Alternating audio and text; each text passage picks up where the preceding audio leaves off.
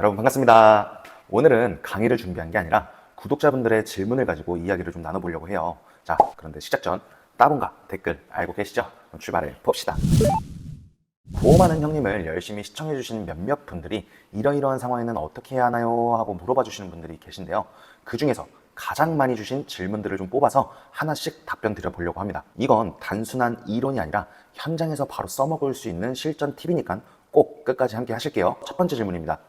상담은 잘 이어지는데 마지막에 고객이 꼭 생각해 볼게요 라고만 합니다. 어떻게 해야 하나요? 이건 정말 많은 분들이 겪는 문제죠. 저 역시도 매번 겪는다라고 해도 사실 무방한데요. 생각해 볼게요 라는 말은 100%의 거절의 의사는 아닙니다. 생각 외로 다른 표현일 때가 많아요. 그래서 그냥 네 알겠습니다 하고 끝내면 계약은 정말 없어집니다. 이럴 땐 제가 쓰는 방법은 되려 한 번 더 물어봅니다. 고객님, 생각해 보시겠다는 게 금액적인 부분이 부담이 되셔서 그런 걸까요? 아니면 보장 구성이 더 필요하다고 느끼셔서일까요? 이렇게 구체적으로 묻는 순간 대부분의 고객은 그냥 피하는 답변을 못하고 진짜 이유를 말하게 됩니다. 그리고 그 이유를 해결하면 바로 계약이 이어져요. 핵심은요, 고객의 고충을 해결해 줬느냐 못 해줬느냐에 따라서 결과가 나뉜다라고 보셔야 됩니다. 이어서 두 번째 질문 한번 볼게요. 고객이 이미 보험이 있어서 필요 없다라고 합니다. 이런 경우는 어떻게 대응하나요? 여기서 중요한 건 기존 보험을 무시하지 않는 겁니다. 기존 보험은 다 쓸모없습니다 라고 하면 고객은 당연히 방어 모드로 들어갈 수밖에 없거든요. 대신 이렇게 한번 접근해 보세요. 맞습니다. 이미 준비가 되어 있으시죠.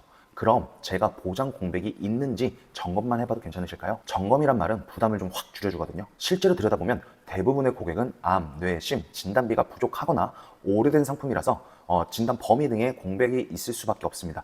그걸 직접적으로 보여주는 순간 고객은 스스로 추가를 좀 해야 되겠다라고 느낄 수가 있어요. 자, 세 번째 질문도 한번 볼게요. 고객이 가격만 물어보고 바로 끊어버립니다. 이런 경우 잡을 수 있나요? 이런 건 상담 시작도 못하고 끝나는 상황이 생길 수도 있죠. 이런 경우에는요, 가격으로 경쟁하지 마시고 질문을 돌려서 한번 해보세요. 고객님, 보장받는 것도 중요하지만 내는 금액이 제일 중요하시잖아요.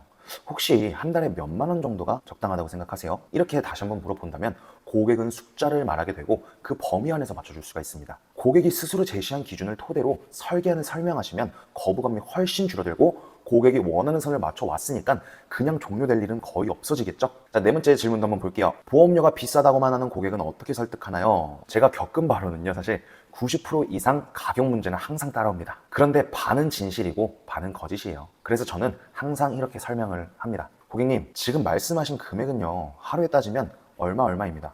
사실 이 금액이면 하루에 커피 한 잔 값으로도 수천만 원을 대비하게 되는 거예요. 이건 먼 훗날에 노인이 되어서 내 몸이 쇠약해진 나를 위해 미리 보내놓는 병원비입니다. 남을 위해서 주는 게 아니에요.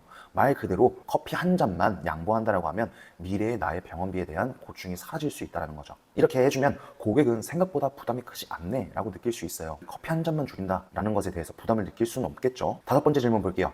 상담 중에 가족이 반대하면 어떻게 해야 하나요? 특히 배우자가 반대하는 경우가 좀 많죠. 이럴 때는 고객만 설득해도 소용이 없습니다. 반드시 반대하는 가족과 함께 상담을 좀 진행하는 게 좋아요. 멘트는 좀 한번 이렇게 써보세요. 고객님, 이건 가족 모두의 보장이 걸린 문제라서요. 배우자분의 의견이 정말 중요하거든요. 다음 상담은 좀 배우자분과 함께 했으면 좋겠습니다. 이렇게 접근하시면 반대가 설득으로 바뀔 가능성이 커져요. 그럼에도 불구하고 조금 거부감이 든다라고 하면은 내가 아픔으로써 우리 가정이 위태로워질 수 있다. 그렇기 때문에 나 혼자만의 문제가 아니었기 때문에 가족과 함께 꼭 상담을 받아보시는 게 좋다. 이어서 한 번 더 다시 설득을 해보시면 다음 상담에는 배우자와 의논을 해보시면 될 것 같습니다. 자, 여섯 번째 질문입니다. 고객이 연락을 안 받습니다. 어떻게 다시 연결하나요? 이건 모든 설계사들의 고민이겠죠? 이럴 때는 저는 한 두 가지 방법을 씁니다. 첫째, 메시지를 아주 짧게 보냅니다. 고객님, 지난번 상담 내용 중에 추가로 확인된 부분이 있어서 짧게 말씀드리고 싶습니다. 길고 장황하면요, 읽질 않아요. 두 번째는 전혀 다른 화제로 가볍게 터치를 해줘요. 고객님, 요즘 감기 환자가 많다고 하네요. 건강은 좀 괜찮으세요? 생활용 메시지를 보낸다면 고객이 부담 없이 답장을 줍니다. 그럼에도 어떠한 회신조차 없다면 저는 딱 3번만 더 해봐요. 3일 후에, 일주일 후에, 2주일 후에. 시간이 지나서 니즈 환기가 떨어질 것을 잘 알고 있지만 그럼에도 고객이 어떠한 사정이 좀 있었겠지 하면서 제 터치를 놓치지 않고 해보면 그 중에서 꼭 다시 연결되는 부분이 있습니다. 자, 마지막 질문이에요. 7번째 질문이고요. 거절당했는데도 재접근할 수 있을까요? 결론부터 말씀드리면 당연히 가능하죠. 중요한 건요, 타이밍과 명분이에요. 명분. 저는 항상 명분을 깔아두는 걸 좋아하거든요. 최소 1주에서 2주 정도 시간을 좀 두시고 새로운 정보나 설계안을 근거로 다시 한번 접근해 보세요. 고객님, 지난번에 금액이 좀 부담된다고 하셨는데 이번에 보험료를 절반으로 줄이는 안이 나와서 알려드리려고 합니다. 이렇게 새로운 명분이 있으면 고객도 다시 틀어줍니다. 이해되셨죠? 오늘은 실제 구독자분들이 보내주신 질문 7가지를 가지고 답을 좀 드렸는데요.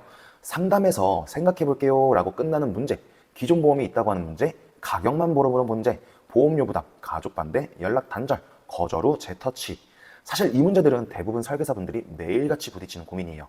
저도 매번 부딪힙니다. 그런데 공통적인 해답은 고객을 무조건 설득하려고 하지 마시고 고객이 스스로 답하게 만드는 질문과 다시 들을 수밖에 없는 명분을 좀 만들어서 주세요. 영업은 정답이 있는 시험이 아니에요.